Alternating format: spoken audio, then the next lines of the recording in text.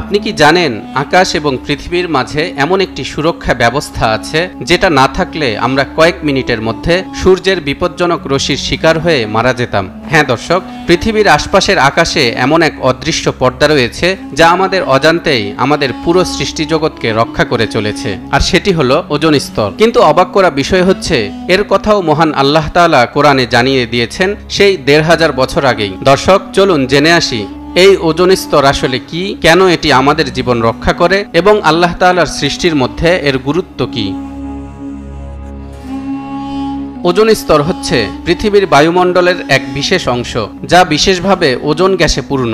এটি প্রধানত আণবিক অক্সিজেন এবং একক অক্সিজেন পরমাণু থেকে তৈরি। যখন সূর্যের আল্ট্রাভায়োলেট রশ্মি এই অক্সিজেন অণুদের সাথে প্রতিক্রিয়া করে তখন এটি তৃতীয় অক্সিজেন পরমাণু যুক্ত করে ওজোন গঠন করে। এই স্তরটি পৃথিবীর বায়ুমণ্ডলের উচ্চতর অঞ্চলে অর্থাৎ ভূপৃষ্ঠ থেকে প্রায় ৩০ কিলোমিটার উপরে স্ট্র্যাটোস্ফিয়ারের নিচের অংশে অবস্থিত। তবে স্থানভেদে এবং মৌসুম ভেদে এই স্তরের পুরুত্ব কম বেশি হয়ে থাকে। ফরাসি পদার্থবিদ চার্লস ফ্যাব্রি এবং হেনরি বুইসন ১৯১৩ সালে ওজোন স্তর আবিষ্কার করেন। পরবর্তীতে ব্রিটিশ আবহাওয়াবিদ জিএমবি ডবসন ওজোন স্তর নিয়ে বিস্তর গবেষণা করেন। ১৯২৮ সাল থেকে ১৯৫৮ সালের মধ্যে তিনি ওজোন পর্যবেক্ষণ স্টেশন সমূহের মধ্যে একটি নেটওয়ার্ক তৈরি করেন। গবেষণায় দেখা যায় ওজোন স্তরে ওজনের ঘনত্ব কম হলেও জীবনের জন্য এটি খুবই গুরুত্বপূর্ণ। সূর্য থেকে আগত ক্ষতিকর অতিবেগুনি রশ্মি এটি শোষণ করে নেয়। ওজোন স্তর সূর্যের মধ্যম মাত্রার তরঙ্গ দৈর্ঘ্যের শতকরা ৯৭ থেকে ৯৯ অংশই শোষণ করে নেয়, যা ভূপৃষ্ঠে অবস্থানরত জীবনসমূহের ব্যাপক ক্ষতি সাধন করতে সক্ষম। মধ্যম তরঙ্গ দৈর্ঘ্যের সূর্যের এই অতিবেগুনি রশ্মি মানবদেহের ত্বক এমনকি হাড়ের ক্যান্সার সহ অন্যান্য মারাত্মক ব্যাধি সৃষ্টি করতে সক্ষম। এই ক্ষতিকর রশ্মি পৃথিবীর জীবজগতের সকল প্রাণের প্রতি তীব্র হুমকি স্বরূপ। বায়ুমণ্ডলের ওজোন স্তর প্রতিনিয়তই এই মারাত্মক ক্ষতিকর অতিবেগুনি রশ্মিগুলোকে প্রতিহত করে পৃথিবীর প্রাণীকুলকে রক্ষা করে চলেছে। সেজন্যই আল্লাহ তাআলা এই ওজোন স্তর দিয়ে আমাদের জন্য পৃথিবীকে সুরক্ষিত রেখেছেন, যাতে আমরা তার দেওয়া জীবন উপভোগ করতে পারি। আল্লাহ বলেন, ওয়াজআলনাস সামাআ সাকফাম মাহফুযা ওয়া হুম আন আয়াতিহা মুরিদুন। আমি আকাশকে সুরক্ষিত ছাদ করেছি, অথচ তারা আমার আকাশস্থ নিদর্শনাবলী থেকে মুখ ফিরিয়ে রাখে। মানবজাতির জন্য গুরুত্বপূর্ণ এই রক্ষা কবচটিও আজ হুমকির মুখে, তাও আমাদের নিজেদের কারণে। বিশ্বব্যাপী জলবায়ু পরিবর্তন, পরিবেশ দূষণ, প্লাস্টিক বর্জ্য এবং অন্যান্য মানবসৃষ্ট সমস্যাগুলি ওজোন স্তরকে ক্ষতিগ্রস্ত করছে আশঙ্কাজনকভাবে।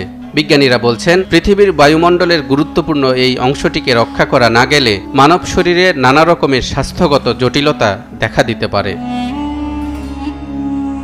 ওজোন স্তর আমাদের প্রকৃতিরই একটি অংশ, আর ইসলামে প্রকৃতির প্রতি মানুষের দায়িত্ব অত্যন্ত স্পষ্টভাবে নির্ধারিত। কোরআন এবং হাদিসের বহু জায়গায় আল্লাহ তাআলা তার সৃষ্টি সম্পর্কে বলেছেন এবং আমাদের প্রতি নির্দেশনা দিয়েছেন যেন আমরা সেগুলোর সঠিক ব্যবহার করি।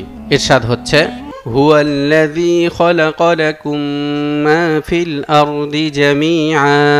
তিনি পৃথিবীর সবকিছু তোমাদের জন্য সৃষ্টি করেছেন। অর্থাৎ পৃথিবী এবং তার প্রতিটি উপাদান আল্লাহর দান এবং আমাদের কর্তব্য হচ্ছে এর সঠিক যত্ন নেওয়া।